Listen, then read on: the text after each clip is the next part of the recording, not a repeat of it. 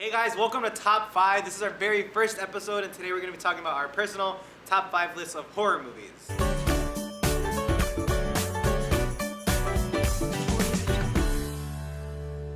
My number 5 is Jaws because it prevented me from going to the beach for a few months. And my favorite line is, "You're gonna need a bigger boat." Number 4 is Psycho. It was just really well done, and I did not want to use anything but a clear shower curtain after that movie. Number 3 was The Blair Witch Project because it involved witches, which I'm obsessed with in horror films, and college students. Number 2 was The Exorcist because it's just a timeless classic, and "May the power of Christ compel you" is just a famous line.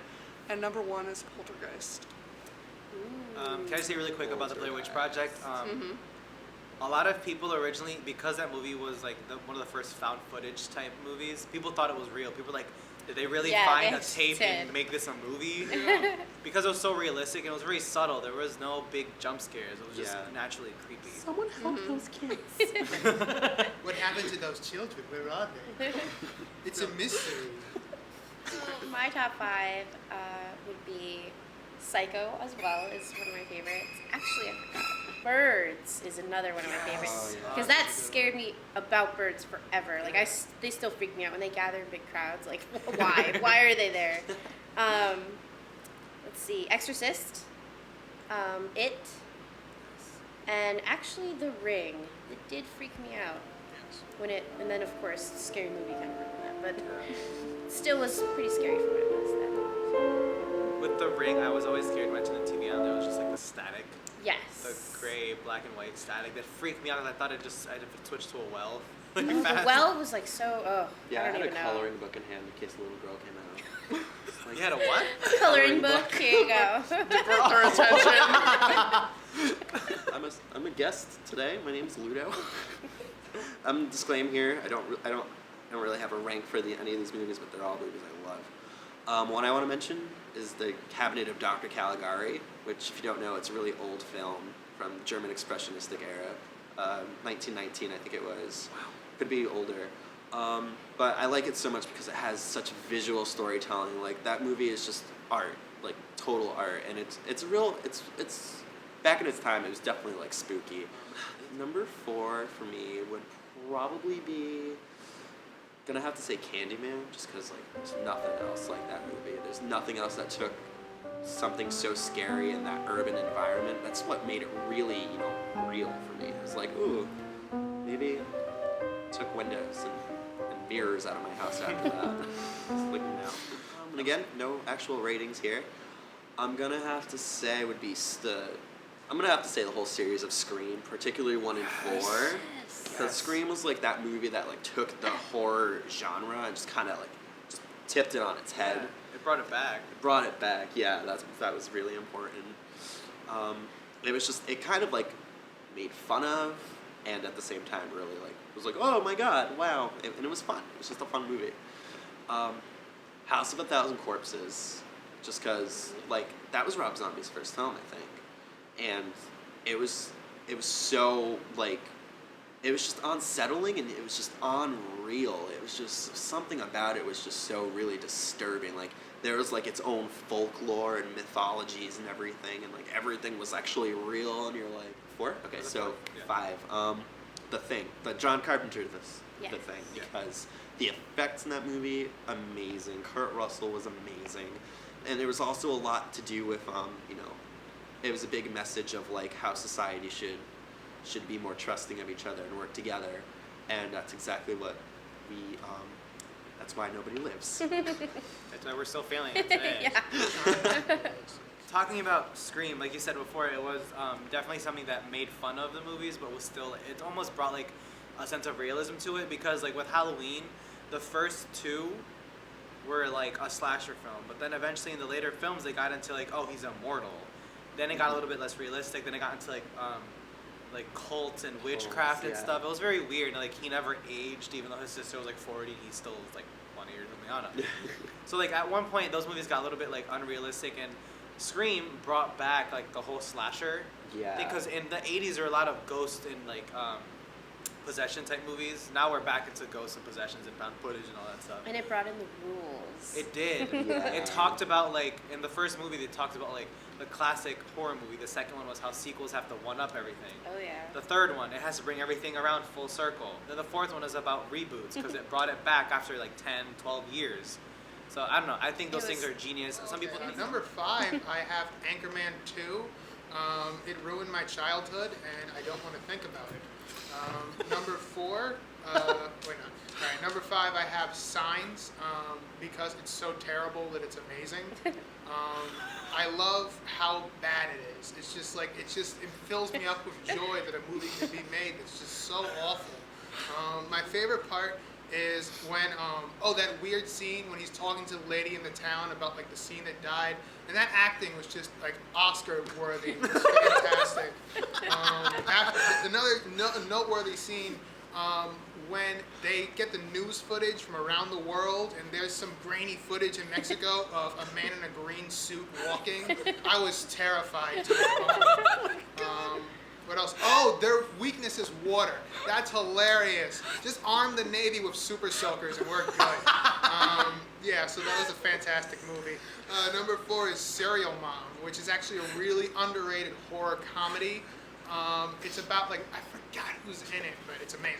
It's about, like, this mom, and she's, like, really petty. Like, if anybody does anything to her kids, like, I think she gets the laundry wrong from, like, the Korean lady, and, like, she murders her, and then, like, someone, like, won't go out with her son, and she, like, kills the daughter. Oh my It's really petty. And then she gets, at the end, I remember she gets off, and she's in, like, the bathroom afterwards, like, oh, I got off. And there's a woman with white boots, and she's like, she's wearing white after Labor Day, and she pulls her knife out, and that's, like, the end of the movie. She kills the person right after she got off. It's a really funny That comedy. sounds so scary. Is this on Netflix? It has to be. Number 3, I have Chucky, Child's Play. Even though I put Child's Play 1 and 2, like, right there, like, they're both really good. When I was a kid, that was, like, the scariest thing ever. It's just like a doll that's evil. And I was a kid, I was probably looking for, like, the guide. I know it's in my head, because, you know, Chucky was from Rugrats. He had Chucky with the red hair and the glasses. God. And I'm like, oh, look, it's Chucky. He's got a bride. Let me watch this. And, number 2 is Leprechaun, because there is nothing scarier than a midget in a box. It's the scariest thing I've ever seen. Because I mean, look at how many small things there are in the world for them to fit in, and for them to just pop out of. And they have that little voice that sounds like this. Just someone, like a little man with a little voice and a little knife coming to murder you. That's the premise of that movie, and it's terrifying because it can happen any day. Think about it. Look at all the small places in your home. There could be a midget in them right now getting ready to kill you. Number 1 is actually Serious One. It's 28 Days Later. One of my favorite movies, period. An amazing score, just awesome. Guy's in a hospital and he comes out and there's a zombie attack, kind of like The Walking Dead, but we won't talk about that. Yeah, so I like 28 Days Later. That's it. My number 5 is something that nobody mentioned before, surprisingly, is Silence of the Lambs.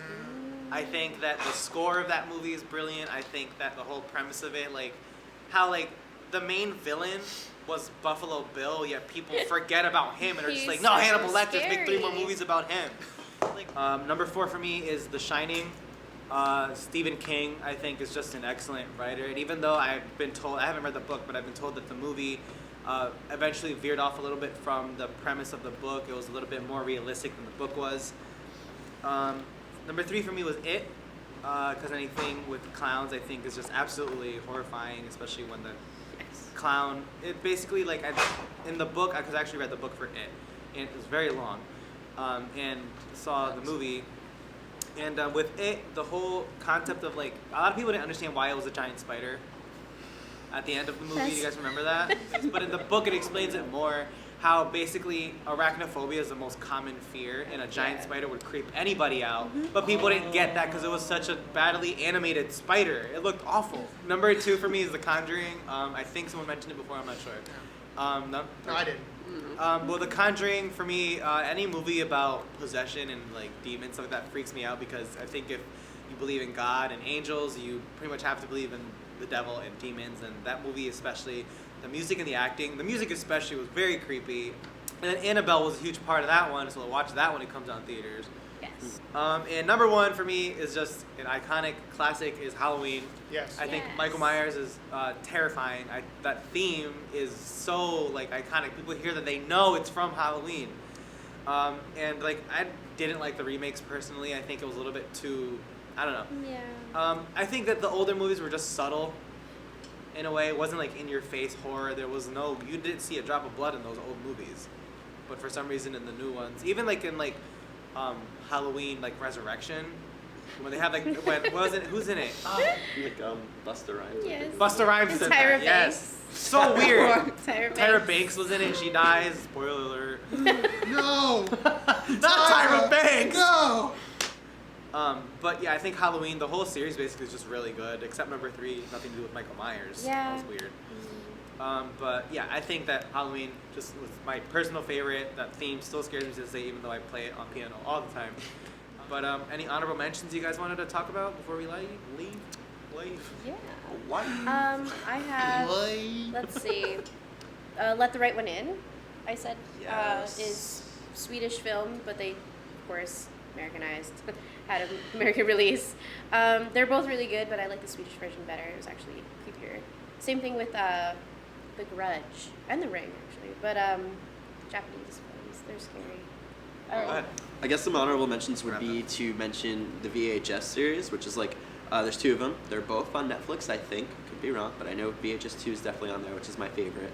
And it's basically, each of them are 4 different videotapes, and they're done in VHS style, hence the name. And they're really cool. They're kind of found footagey, but they do a really cool job of it. The other one is a drama horror. It's more drama, but it also has a lot of horror stuff. It's about something that like actually happened. I think it was like in 2012. The government sent like 10 people into the air, and basically they were doing like a mock run of what would happen if the world was being bombed, and they have a list of 210 people who actually would survive and be sent somewhere, and everybody else would die. What is it called? But they chariot, and they kill Wow.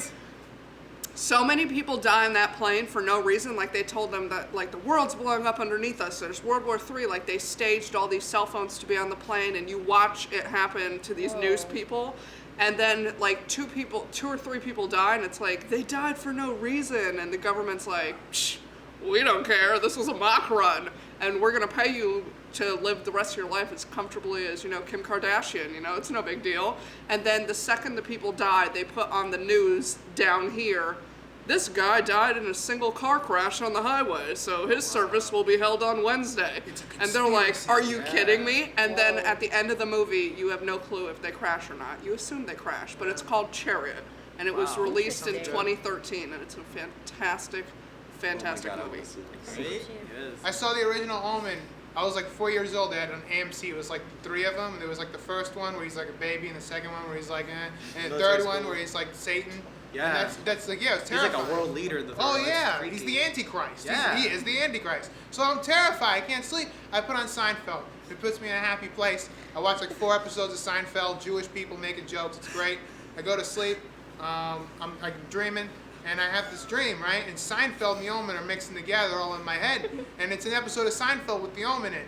And Jerry and George are talking, and they're just like, Jerry, there's this kid, Jerry, and he's like the devil. And Jerry's like, George, there's no such thing as a devil kid. That can't happen. And then, like, they're just living their lives. And, like, the Omen is killing them all. They're all getting them killed off one by one. He kills George. He kills Jerry. And then at the end, like, Newman's, like, walking back to his room, and music is playing, and Newman's got a bear claw, and he's eating it. And Newman's up against the wall, and he's like, what's going on? And he's like, ah! And the Omen starts stabbing him. He's like, boom, bam, bam, bam. The Seinfeld episode ends, and it kills everybody. The Omen kills Seinfeld. It kills everybody. Little Damien boy. And I wake up, and I'm like, oh my God, that was hilarious. I'm gonna write that, and I never did. Thank you. On that note, guys, that's all the time we have today for Top 5. Please join us next week. We're going to be talking about our Top 5 personal favorite musicals. Please subscribe to the channel, like, and comment, and we'll see you guys next time. Bye.